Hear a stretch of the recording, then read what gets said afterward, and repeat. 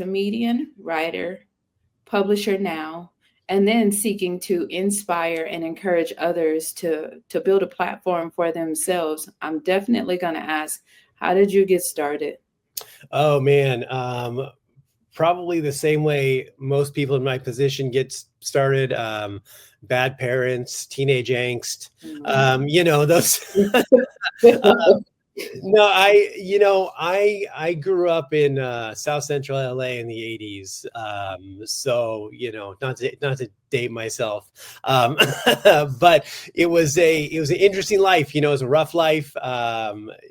A height of gang violence and police brutality, a lot of issues. So, I just grew up in kind of hard scrabble youth. You kind of just get used to a lot of adversity, and just understanding you kind of gotta grit it out a little, right? Yeah. And I went through my trials and tribulations. I went through my hard times, and certainly, I'm not a high school graduate. I never went to high school a day of my life. I'm in and out of jail most of my teen years, and at a certain point, I just decided I was done. I needed to make a change in my life, and I completely changed everything I was doing. The where I lived, I changed what I was consuming as far as reading, eating, my habits for working out. I started doing yoga, reading Eastern meditation and philosophy books and things like that. Just really wanted to completely change my mindset. And I started, it kind of fell into this, but started this because I was a hustler, go-getter, and didn't have a problem talking to people. I kind of fell into this independent marketing and consulting business that I had for a long time, which was very successful, and it was great, but it was very unrewarding. I didn't love it. It was rewarding financially, but my God, was it boring. It just wasn't what I wanted to do. I was a writer. I wanted to write. I've always wanted to write. And I was in the process of writing my first book, and I was at a shitty comedy open mic one night, and I used to hang out and just watch. And this guy who ran the mic afterwards, I'd hang out and talk to him, and he's like, "You're funny. You should try this." So next week I did, and I had fun. And I kept doing it. And then I kept doing comedy. I started doing more writing, and eventually I left my business to just pursue writing and comedy, because it's what I really loved. And that was almost 20 years ago now. That was my next question, because I swear, just the way you said it and how you put it, it's almost like, remember we were talking about in the green room before this. It just seems like sometimes these things happen overnight, and I love the fact that you put a number to it, because to me, I'm like, oh, this moved pretty fast, but to you, you was like, nah, this yes, yes. And so, how long did you do comedy for, and are you still in comedy? Oh yeah, I still do comedy. That's how I pay the mortgage. That's the main job. I've been doing that for, I guess comedy it's been probably close to, like, I say close to 20 years, probably like 17 years about that since I first did it. And still do it, still doing shows every week somewhere. This last 6-8 months I took some time off, not doing it as much, because I've been working on the publishing end and the graphic novel thing that I launched. But, I'm at a point where I've been doing it long enough. I have the autonomy to take that time off. And, it's not like this grind where I feel like, oh, if I don't go to this next show, if I don't reply to this email quick enough, I'm going to get forgotten and I'm never going to get a show again. It's like, no, I'm my own production company now. I produce most of my own shows. I have the ability to pick and choose where I go, instead of hoping I get an email and someone will pay me $30 and a hot dog to drive 6 hours and do 10 minutes. So, but again, there was a climb of over 17 years of doing that. It wasn't overnight. And you talk about vision. I think that's the biggest problem people have today, is that they don't have that long-term vision of what it takes to, we're an instant gratification society where, you click a button on your phone. You don't have to click a button. You just say Alexa. And then, next thing you know, whatever you ordered is a drone is dropping it on your head in 3 minutes. It's like, there's no wait. There's no work ethic to have to grind and take these steps. But really that's what you need to do to get to where you want to be. And it also makes it more worth it, Yeah. Yeah. And I would say in my opinion, which is not a professional opinion, you have comedian, you have writer, and you have publisher. Did your vision change somewhere to change those journeys? Uh, um, yes and no. So, I mean, like, really, the reality is, as when I was, ever since I could put pen to paper, I wanted to be a writer. That's what I wanted to do. Mhm. That was I wanted to do that in a lot of capacities. I had ideas for books. I had funny stuff I wrote. I wanted to write graphic novels. I wanted to write screenplays. And so I just wanted to write everything in different formats. Different ideas struck different chords, and I'm like, oh, this would be good for this, or this would be good for this. I've written books of poetry, even, I did hip hop music for a long time.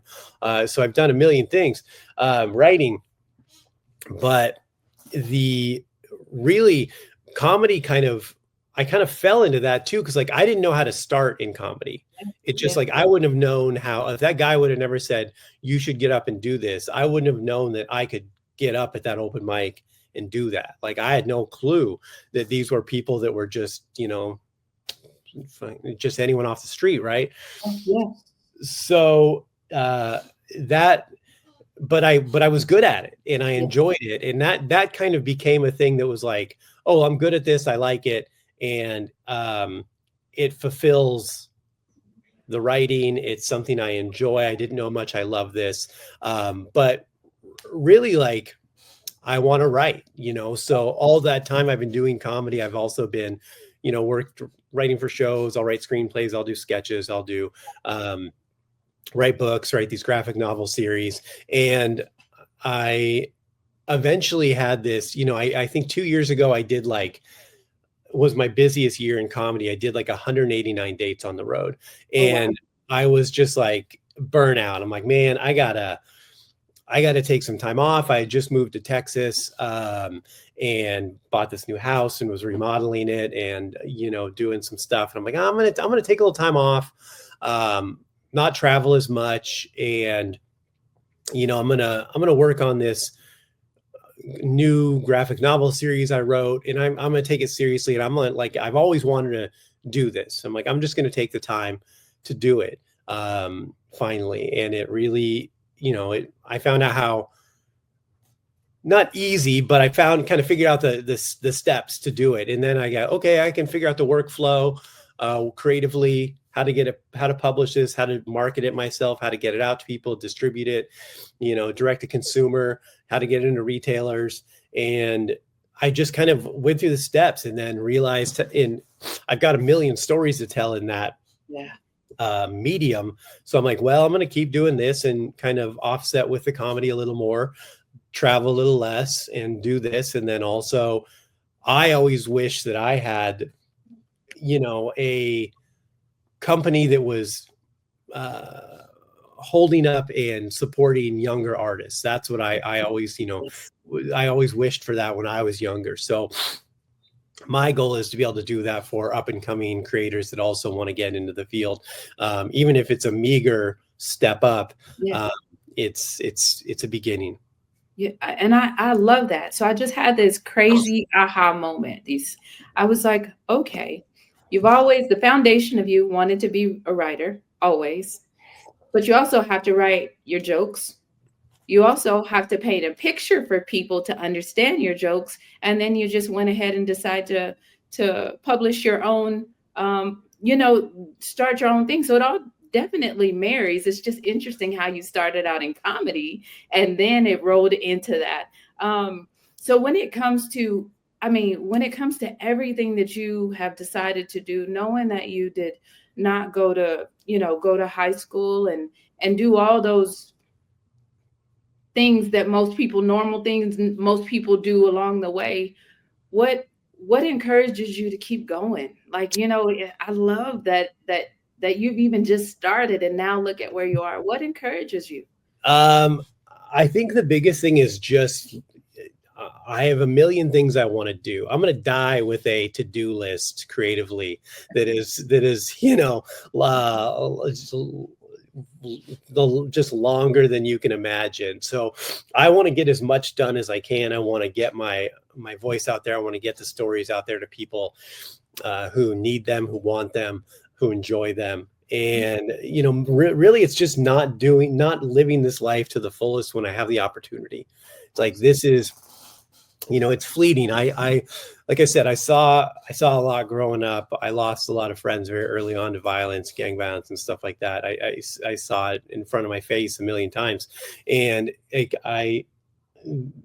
can be taken away very swiftly, and I don't want to waste a moment. I want to enjoy it. I don't want to sit on a screen and scroll through reels for 5 hours a day. I want to, I want to travel. I want to see the world. I want to be able to write about that. I want to be able to connect people that need ideas that they maybe wouldn't think of themselves, or maybe wouldn't look at it that way, or understand that they are seen in a certain light, are represented, all those things. I just think that's very, very important.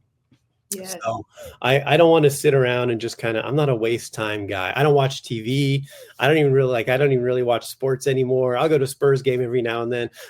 but beyond that, I used to, spend a lot of time watching sports and just kind of hanging out. I quit drinking. I don't go out. I don't do it. I mean, I'm like, no, I want to create and I want to leave something behind, Absolutely. And I don't know, I just feel that you're so passionate about it. You know what I mean? It's like, I'm a die with a to-do list. Oh yeah, believe me, it's going to be longer than you can imagine. That's crazy. So what's next? I know that you have all these plans. You know what? Forget the what's next. Is it just you, or do you have a team of people? It's pretty much just me. Yeah. So I started a comedy production company about 10 plus years ago. So I run that. I book a lot of comedians across the country. I run about 40 shows in about 20 states. And so I can book my own shows too. So I'm used to running that. And then with the publishing, it's pretty much just me. I mean, I've got printers I work with and creative artists and people I work with that do pieces of it, but it's just contract work for what I need done. Okay. So yeah, I mean, this is what I spend my, 6 days a week doing, 5 days a week, depending on how hard I'm working that week. So I mean, this may sound like a crazy question, but I'm definitely going to ask, what's success to you? Because interesting enough, in my mind, you've reached a level of success that not many people. So what is success to you? Do you feel like you're even successful right now? Yes and no. Yes, Okay. in a sense that I have imposter syndrome, where you feel like, I've been doing comedy for, like I said, 17 years. I've toured across the world. I've performed in like 6 different countries. I headline clubs across the country. And every time I do it, I still feel like there's still a little, I know I'm good at it, but there's still a little piece of man, it's crazy to believe this is still working, people, this is still, I still getting over on these people. But I mean, here's the deal. I was told my entire life that writing and comedy and comic books, graphic novels, things like that was frivolous. It would never get you anywhere. And now I get to make a living doing those things. And I can, I get to still travel. All my bills are paid. I get to make a living doing what I love. And that's really what it's about, right? There's always an opportunity to have more, but at what cost, Yes. Yeah. Like, do I want to go back to some unfulfilling job, where I'm making a ton of money, but I hate every moment of it? Like, Yeah. what's the point? Why even be alive at that point? You're not getting to enjoy. Like, I would do what I do now for free. I did do it for free for years.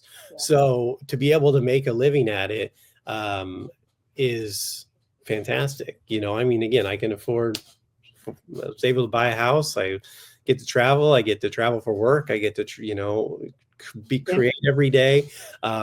That's true wealth, I love it. that freedom of my soul and my spirit and my mind. That's true freedom. I'm not tethered to a desk. I'm not tethered to anyone else's um, requirements of me every day. That's true freedom.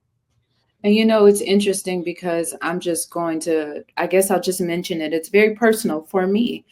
Our 10-year-old draws like crazy. Her Yeah, and some friends are trying to do a graphic novel. Like she won't read anything else. yeah, Anything else. It's all graphic novels.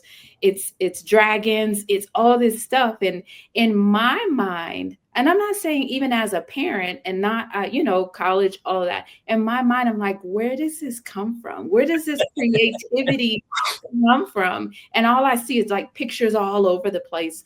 But what I will say, Deece, is that you have just truly inspired me to nurture that in home and at home. oh, Because good. I'm not saying I don't nurture it. It's Yeah, just I don't understand it, right? I read books to get something out of it, like the meditation, the the ways of life, the journey. But I love the fact, and I'm sure there is someone listening who's like, I didn't know what to do with it either, right? yeah. Because you just really don't know. So I appreciate that. I thank you so much because now I'm going to be able to tell her, like, yo, like, you really, Reality.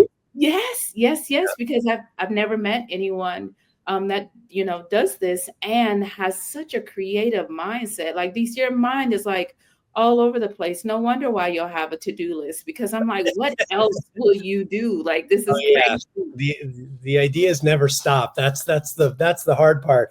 Um, but what I will say about your daughter is, man, yeah, definitely nurture that, because here's the thing that a lot of people don't um, know, not of their own fault, just because of how it is. Like graphic novels and comic books and things like that are really, really fantastic and underrated medium that people, that everyone thinks like, oh, like Superman capes, this and that, and like that's a genre inside the medium, but that medium, it can tell any story you want. You can tell, there's stories that are just about people's lives, and like really important tales that have a lot to do. Like you can tell very important stories with fantastical avatars, and you can make the delivery system more palatable to tell stories that you might not be able to get through to people otherwise. Like the current book I'm publishing, Kill Stan, is it's about a guy who wants to end his own life, so he decides to do it through vigilantism. Mhm. So on the surface, you see vigilante, it's kind of a neo-noir crime thriller, but the reality is the story is about him and his. It's a character piece about loss and trauma and the crazy things we do when we feel like we have nothing left to live for, which is, like, I think a lot of people can resonate with that these days, that kind of loss and feeling like they're at the end of their rope. So, that's a story that might be hard to get into people's hands if you're doing a self-help book. Yes. But when you put it in through this medium, all of a sudden you get a delivery system that becomes palatable for them, and impactful, and something that they can sit with and resonate with a little bit better. So, I mean, don't undersell the medium. I tell people all the time, it's something that, I mean, I've read some stories in graphic novels that have still just blow me away. And I go back and reread once a year, where you're like, this is just a masterclass of art and storytelling. Thank you for being here today. I'm really happy that you tuned in to Vision Pros Live. I'm looking forward to seeing your reactions as these episodes continue to move forward. This is going to get more and more fun. We'll have more and more engagement as well. We'll invite people to participate in the show. And thank you for giving us your time and attention. Have an excellent time building out your vision and becoming a Vision Pro yourself.